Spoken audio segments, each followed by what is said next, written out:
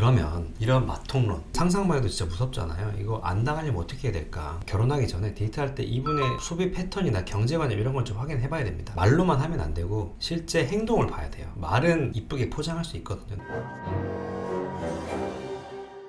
오늘은 제가 맛통론에 대해서 한번 말씀드려보려고 합니다. 맛통론이 뭐냐면 마이너스 통장 이런 데 줄임말이에요. 한국 여성분들의 혼수 국룰이 얼마죠? 3천만 원이잖아요. 근데 그게 이유가 있습니다. 무슨 이유냐? 중소기업 여성분의 대출 한도가 3천만 원인 경우가 되게 많아요. 그래서 이 말은 뭐냐면 결혼하기 전에 마이너스 3천만 원 풀로 대출 받아와서 내가 모은 돈이라고 하고 결혼할 이후에 남편 경제권 가져와서 남편 돈으로 이것을 갚는 행동, 이런 것을 마이너스 통장 이론, 맛통론이라고 합니다. 통폭남의 최근 버전이죠. 오늘은 제가 이 맛통론을 피하는 4가지 방법에 대해서 이혼 변호사로서 한번 말씀드려보려고 합니다. 맛통론은 이혼 사유인가? 실제 맛통론 이렇게 하는 사람들 있습니다. 이게 이혼 사유에 해당하는지, 속은 거라고 하면서 사기 결혼이다 이렇게 하면서 이혼하는 것, 당연히 이혼 사유가 될 수는 없겠죠. 그런데 진짜 이 남편분들이 맛통론을 하는 여성분들이랑 이혼하고 싶어하는 이유가 뭐냐면 이분들의 소비 패턴이에요. 사고방식입니다.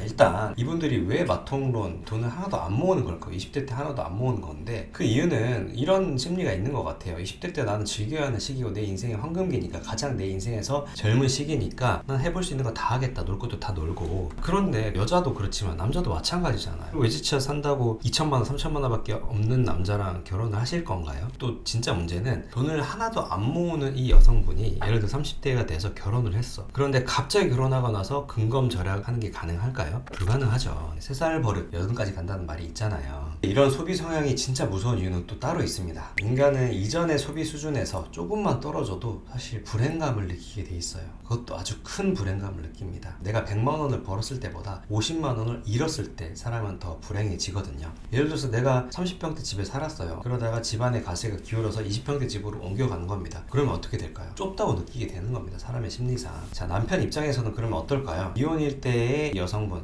아내의 소비 수준을 맞춰줘야지 그나마 이 아내분의 행복 수준이 유지가 되는 거고, 조금이라도 떨어진다 그러면 아내분은 불행을 느끼게 되는 거예요. 문제는 그 원인을 찾게 되는데 그 원인을 결국 남편에게서 찾게 되는 겁니다. 남편 탓을 하게 되는 거죠. 하루는 상담 오셨어요. 남자분이 오셨는데 하소연을 저한테 하시더라고요. 변호사님, 저는 매일 진짜 야근하고요. 오셨는데 눈이 봤는데 눈이 다 충혈이 돼 있어. 뼈 빠지게 돈 벌어서 내가 따박따박 아내 갖다 주고 있는데 아내는 고마워하지도 않고요. 짜증만 내는데 진짜 이런 결혼 생활 계속 하는 게 맞을까요? 이렇게 얘기를 하시더라고요. 이렇게 맛통론을 하시는 분, 여성분의 특징을 제가 힌트를 하나 드리자면 경제권을 그렇게 가지고 오려고 합니다. 돈 관리 내가 할게, 이렇게 가지고 오려고 하는 거죠. 이때 섣불리 경제권 주잖아요. 그러면 남편은 용돈 30만 원 받고 아내는 남편 월급 다 가지고 가서 친구들이랑 호텔에 애프터 눈티 마시러 다니고 골프 치고 또 육아한다고 힘들다면서 나 자신에 대한 선물이라고 하면서 명품 가방 사고, 이럴 때 남편분들은 현타를 많이 느끼시더라고요. 그러면 이런 맛통론 상상만 해도 진짜 무섭잖아요. 이거 안 당하려면 어떻게 해야 될까? 결혼하기 전에 데이트할 때 이분의 소비 패턴이나 경제관념 이런 걸 좀 확인해 봐야 됩니다. 말로만 하면 안 되고 실제 행동을 봐야 돼요. 말은 이쁘게 포장할 수 있거든요. 내가 마치 개념 있는 사람인 척 이렇게 포장할 수 있는데 실제 행동을 봐야 된다. 어떤 행동을 봐야 되냐? 크게 4가지로 딱 집어서 말씀드리겠습니다.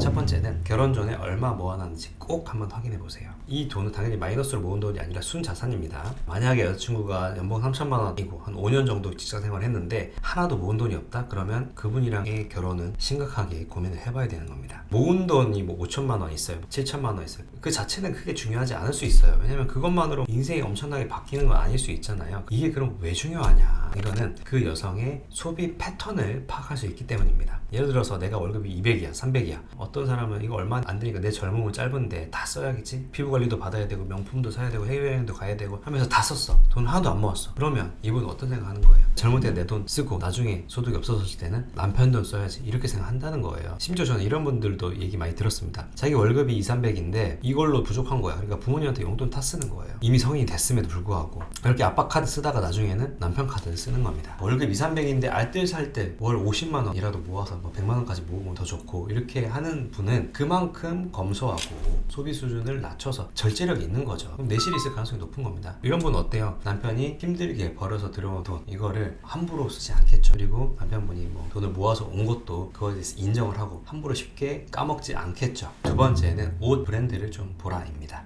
가방이야 사실 요즘에는 명품 가방 한두 개 정도 가지고 있는 경우가 많으니까 이것까지 다 사치라고 하면은 그건 좀 너무 과한 것 같고, 그래서 옷을 보라는 거예요. 옷을 봤을 때 한두 개 정도 명품이 있을 수는 있습니다. 그런데 니트가 프라다고, 자켓은 샤넬이고, 패딩은 몽클리어고, 신발은 말렌시아가고, 하다못해 머리빗은 셀린느고 이러면 그런 분들은 월 쇼핑값으로면 3,400 정도 쓰고 있을 가능성이 높습니다. 그럼 이런 분들이 쇼핑으로 돈을 쓰냐? 아니겠죠. 호텔도 가고 오마카세도 가고 할 거 아니에요. 이런 분들 소비 수준은 정말 높을 가능성이 높은 거죠. 당연히 본인이 능력이 돼서 자기가 번 돈으로 그렇게 한다 그런 문제 안 될 수 있어요. 그런데 소득 수준이 그렇게까지 안 되는데도 그렇게 한다 그러면 나중에 남편이 다 해줘야 되는 겁니다. 그래서 이런 부분을 좀 봐야 된다는 거고요. 세 번째는 택시 이용 횟수를 좀 보라 이거입니다. 지하철이 다니는 시간인데 굳이 택시를 탄다? 그리고 업무로 인해서 급박한 일이 아님에도 불구하고 귀찮으니까 택시 타고 다닌다? 그런 분들 이런 것들 좀 잘 봐야 돼요. 왜냐면 은근히 택시값 10,000원, 20,000원 하잖아요. 요즘에는 거리가 멀면은 30,000원, 40,000원 이렇게 넘어가는 경우도 있고, 이런 것들이 누적이 되면은 20만원, 30만원으로 택시값이 나갈 수도 있다는 거죠. 그러면 월급이 2,300인데 택시값으로 30만원 쓴다? 10%가 넘어가잖아요. 그리고 또 마지막으로 네 번째는 재테크와 관련된 이야기를 꼭 해보라 이겁니다. 재테크 하면 부동산, 주식, 적금 이렇게 있을 수 있는데 아직 나이가 30 초반이면 어릴 수 있기 때문에 저도 부동산, 주식은 잘 모를 수 있어요. 그러니까 적금이라도 하고 있는지 이런 것들을 확인해 볼 필요가 있다는 거죠. 현재 아직 재테크를 못 하고 있다면 적어도 관심은 좀 있어야겠죠. 그럼 이 재테크에 대한 관심사를 어떻게 파악할 수 있을지, 그거는 그분의 유튜브 채널을 어떤 걸 보는지 보면 확인할 수 있습니다. 경제 유튜브 이런 것도 좀 보는지, 그리고 책을 본다면 어떤 종류의 책을 보는지 이런 것들도 보면 재테크에 대한 관심사를 파악할 수 있습니다. 이런 것들을 좀 잘 파악하셔서 마통론 안 당하시게, 마통론 당해서 이혼하고 싶다라고 하면서 상담 오시는 분이 전 없었으면 하는 마음에서 이런 영상 찍습니다.